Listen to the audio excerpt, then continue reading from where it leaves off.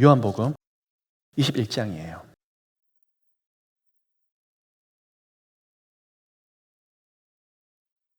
(21장) 11절과 12절에 있는 말씀 제가 읽어드리도록 하겠습니다. 시몬 베드로가 올라가서 그물을 육지에 끌어올리니 가득히 찬 큰 물고기가 153마리라. 이같이 많으나 그물이 찢어지지 아니하였더라. 예수께서 이르시되 와서 조반을 먹으라 하시니 제자들이 주님이신 줄 아는 고로 당신이 누구냐 감히 묻는 자가 없더라. 아멘. 자, 여러분, 오늘 부활하신 예수님이 제자들을 만나시고 베드로를 만나 주시는데, 베드로를 부를 때도 어떻게 부르셨죠? 밤이 맞도록 물고기를 잡으려고 했는데 몇 마리를 잡았죠? 한 마리를 못 잡았죠. 그런데 그 다음날 예수님을 만나는데 지금까지 잡은 것이 하나도 없지만 주님의 말씀을 의지해서 내가 그물을 내어 던지나이다.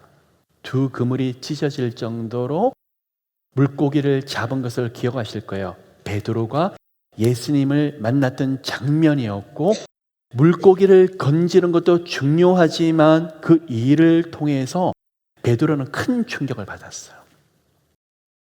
있을 수 없는 일들이 일어났어요. 그 시간에 그 장소에서 절대 잡히지 않는 물고기를 잡히는 것을 보면서 본인이 가지고 있는 경험과 지식들이 무너지고 본인이 죄인인 것을 깨닫게 되고 그 시간부터 예수 그리스도를 깊이 따르는 베드로가 되었어요.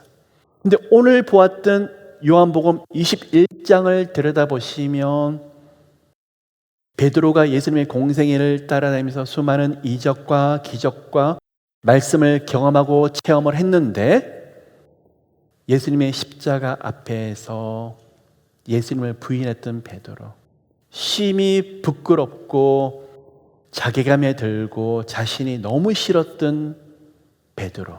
근데 예수님이 그 베드로를 만나주세요. 그러면 이 다음 장면이 무엇이냐?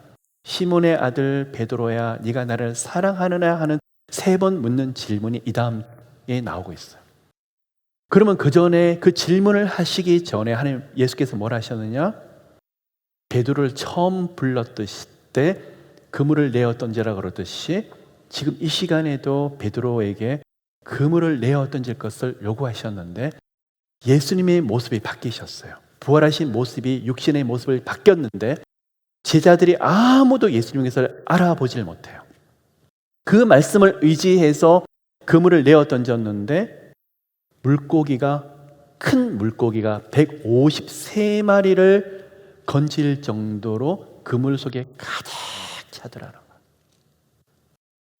그럼 왜 이렇게 물고기로부터 시작을 해서 물고기로 베드로의 사역이 시작이 되고 부활하신 예수님이 이렇게 만나주시느냐? 자, 여러분, 여기에 대해서 한번 좀 살펴보길 원해요. 지금은 조금 덜한 것 같아요. 한국에 제가 있을 때나 또 이게 미국에 가끔 가다 보면 차 뒤에 뭘 붙이죠? 물고기 모양의 문양의 마크를 딱 붙여요. 제가 어린 시절만 해도 집집마다 보면 무슨 교회 딱 문패처럼 교회 앞에 붙여놨어요. 이제는 추억거리가 됐어요. 아, 이번에 어느 교회 다닌다. 십자가에서 무슨 교회 해서 그 교회는 이 교회의 성도입니다.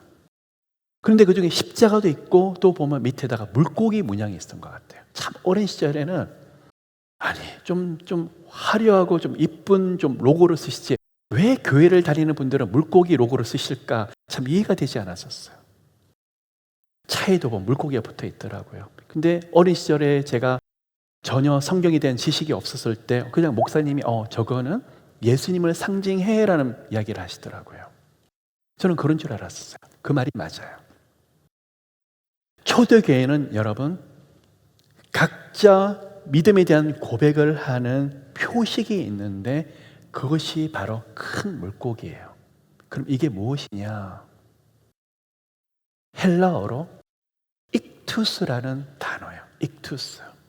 여러분, 이 정도는 아셨으면 좋겠어요. 익투스. 이에수스 크리스토스. 예수 그리스도라는 단어예요. 그리고 데오스, 데오 휘오스. 하나님의 아들, 소테르, 구원자라는 이야기예요. 여기서 첫 글자를 따서 연결을 하게 되면 익투스라는 단어가 만들어져요. 그럼 익투스는 뭐에 대한 문장을 모아서 약자로 만들까요?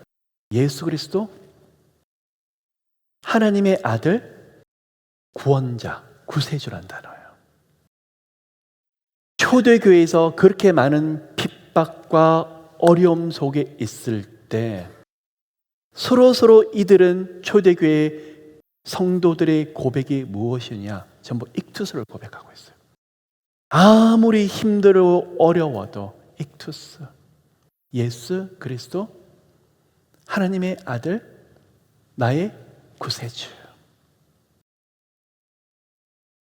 예수 믿는 사람들의 상징이었고 그들의 찬양의 고백이었고 기도의 고백이었고, 베드로 전후서를 보시면 사도 베드로가 마지막 순교를 앞두고 있는 성도들에게 보낸 서신서, 사자굴 속에 끌려갈 수도 있고 이제는 교회가 핍박 속에 있는 성도들에게 사도 베드로가 보낸 글 속에서도 이야기가 녹아져 내려 있는데, 그리스도의 남은 고난, 그리고 이 고난을 잘 견디자 하나님의 영광은 더 클 것이다. 베드로 전후서의 주제도 바로 익투스예요. 사자굴 속에 끌려가고 우리가 내일 순교가 있을지라도 우리의 한결같은 고백은 예수 그리스도, 하나님의 아들, 구세주, 이 고백이에요. 그런데 베드로가 밤이 맞도록 한 마리를 못 잡았을 때, 그 다음날 마음이 너무 가난하고 또 자신은 이 물고기를 잡아야만 생계 유지가 되니까 너무나 갈급한 심령에 예수님의 말씀을 의지해서 그물을 내어 던졌을 때, 물고기가 잡히는 걸 보면서 그 시간에 그 장소에 절대 잡힐 수 없는 물고기를 보면서 큰 충격을 받죠. 그때는 예수님에 대한 지식과 말씀에 대한 경험과 체험이 없고 그냥 물고기만 보았어요. 야, 말이 되지 않는데 엄청난 큰 물고기가 잡혔구나. 그리고 그 물고기 앞에 이러한 기적을 베풀어 주시는 주님의 말씀 앞에 굴복했던 베드로였는데, 오늘 요한복음 21장에 나오는 말씀은 똑같은 장면을 예수님이 연출하시는 것 같은데 전혀 다른 메시지가 있어요.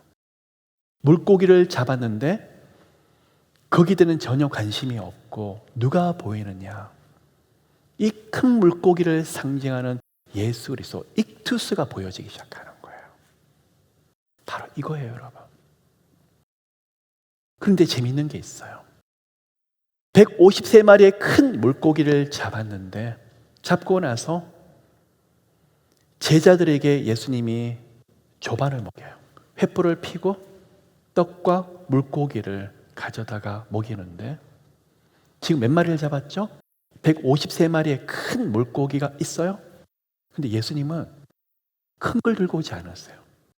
근데 이걸 헬라어로 살펴보시면 작은 물고기, 피레미와 같은 작은 물고기, 어부가 건지고 나서 아무 쓸모가 없으니까 던져 버리게 되는 작은 물고기, 그걸 옵사리온이라고 해요. 그거를 제자들에게 구워서 먹이고 있다는 거예요.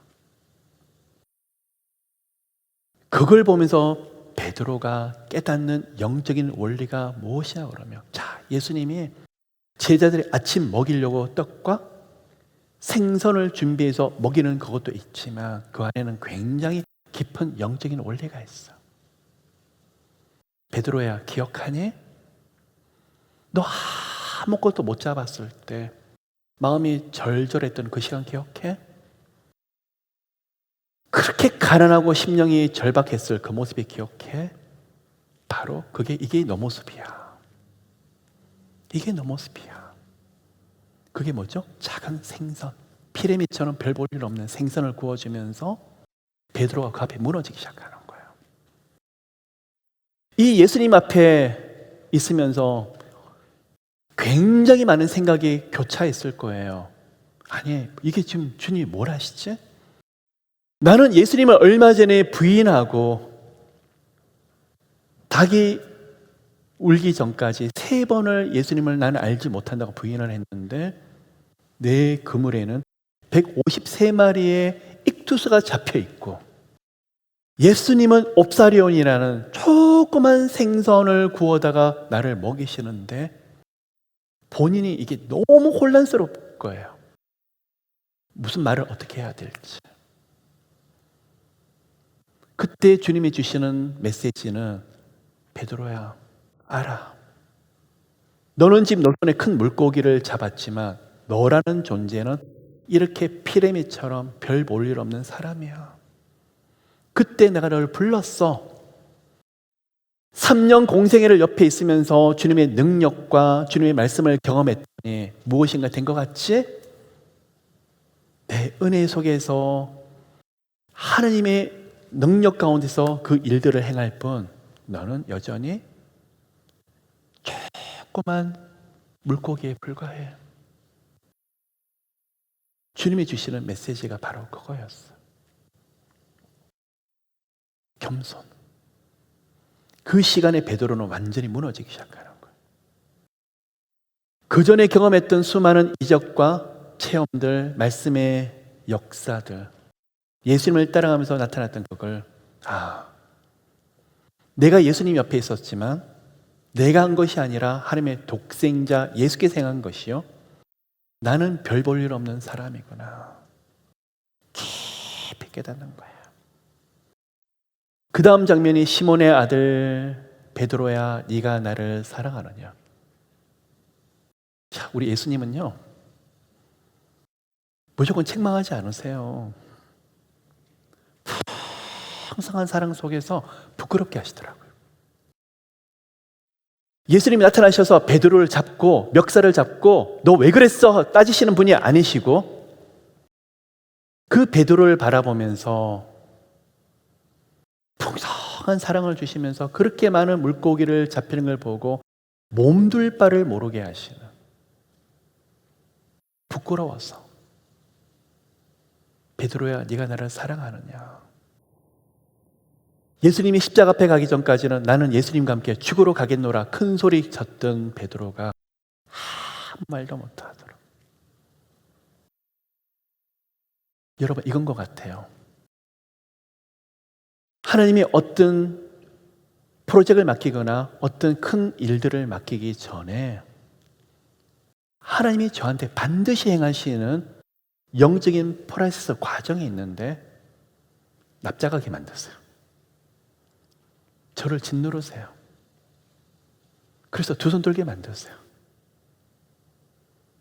베드로가 이 과정이 너무 필요한 게 앞으로는 초대교회 수장으로서 또 성령의 능력을 받고 앞으로는 엄청난 성령의 권능을 예수님으로 행해야 될 베드로인데 예수님은 더 급한 게 있어요. 베드로야, 너 손에 있는 그물 속에 있는 큰 물고기 바라보지 마.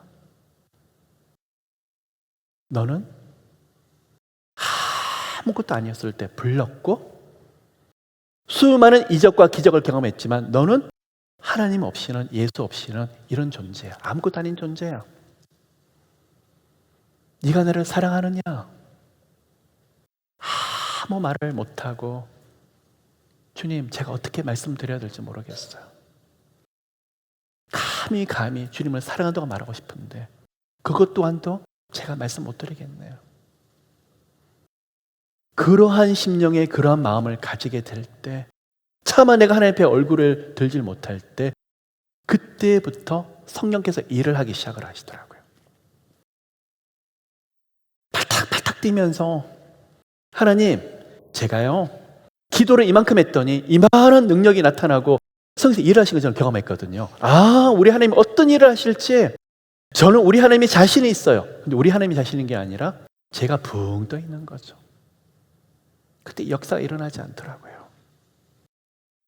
깨어지고 무너지고 박살이 나서 저는 아무것도 아니에요. 정말 저는 보잘것없는 물고기에 불과해요. 그때 주님 앞에 참담한 마음으로 나가게 되는데 우리 하나님은 그때부터 일을 하기 시작을 하시더라고요. 여러분, 오늘도 우리가 간절한 마음으로 여러 가지 기도를 하고 주님 붙잡는 거 계속 해 나가셔야죠. 그런데 우리 입술의 고백은 익투스, 예수 그리스도 하나님의 아들, 구원자, 그 고백을 하지만 우리는 하나님 앞에, 예수 그리스도 앞에 옵사리온, 보잘것없는 어부들이 잡아서 다시 강으로, 호수로, 바다로 던져버리는 보잘것없는 물고기, 그런 존재라는 것을 잊지 아니하셨으면 좋겠어요. 우리가 아직 죄인 되었을 때 예수께서 죽으심으로 그의 사랑을 확정하셨듯이 저는 그래요. 매일매일 저는 목사로서 사역자로 하나님 앞에 가까이 가는 것이 아니라 하나님의 아들 되는 은혜를 예수 그리스도에 보일러 주셨지만 제 영적인 본분을 저는 알았으면 좋겠어요. 의롭게 되었고 보혈의 은혜를 누리고 있지만 얼굴 들질 못하는 죄인, 언제부터 사역이 커졌고 언제부터 복음을 전하는 일들을 했었었고 그 전에 저는 죄로 인해서 주님 앞에서 엎드릴 수밖에 없는 죄인이었는데 저는 제 영적인 본분을 잊지 않으려고요. 그거 잃어버리고 잊어버리는 순간 영적인 변질이 와요, 여러분. 아무것도 안 해요. 다시 시작할까요, 여러분? 기도를 많이 하신다고요? 하나님이 장로를 세우셨다고요? 이런 엄청난 일들을 비즈니스도 하시고 점점 더 확장이 되어 나가시고 또 여러 가지 중보 사역도 크게 하신다고요? 좋습니다. 근데 내가 하는 게 아니라 내 안에 살아계신 예수께서 하시는 것이고 익투스의 주인이 되신 예수께서 하시는 것이지 저는 여전히 옵사리온이더라는 거예요. 그거를 잊어버리고 잃어버리는 순간 우리는 다 무너져 버려요. 자, 마지막 말씀을 한 가지. 누가복음 5장에서 베드로를 부르실 때 그물이 찢어졌죠. 요한복음 21장에서 조금 전에 읽었던 본문의 말씀, 153마리의 익투스를 잡았던 모습. 그런데 요한복음 6장을 들여다보시면 해가 지도록 하나님의 말씀을 전했던 예수님, 그런데 말씀을 들으러 오는 이스라엘 백성들을 바라보며 불쌍히 여겨서 그들에게 먹을 것을 주기를 원하셨던 예수님, 그런데 제자들은 어디 가서 이 사람들을 먹이겠습니까? 그때 한 소년에 주어졌던 오병이어를 기억하실 거예요. 5천 명을 먹였던 그 기적의 사건을 기억하실 거예요. 그런데 여러분 가만히 생각해 보셔요. 5천 명을 먹이는데 한 소년의 오병이어인데 그 당시에 아마 도시락을 준비해 오시는 사람들이 많을 거예요. 있는 사람도 있었을 거예요. 근데 어떤 일인지 아세요? 성경에 보시면 이 오병이어를 익투스, 큰 물고기가 아니라 아주 조그마한 먹을 수도 없는 물고기로 묘사되어 있어요. 있는 사람은 자기가 이제 먹어야 되겠죠. 심겨요. 예수님 내놓지들 않아요. 그런데 한 소년이 은혜를 받은 거예요.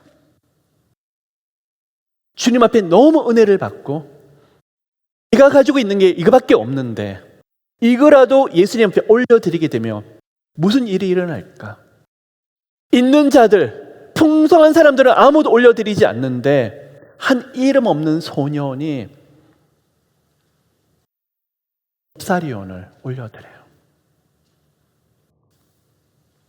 그것을 올려드리게 될 때 예수님은 거기서부터 기적을 행하시더라고요. 이게 영적인 원리예요. 우리 안에 있는 잘난 것, 우리 안에 있는 특별한 것, 우리 안에 있는 남들에게 없는 그러한 것, 물론 그것도 사용하시겠지만 하나님은 깨어진 심령.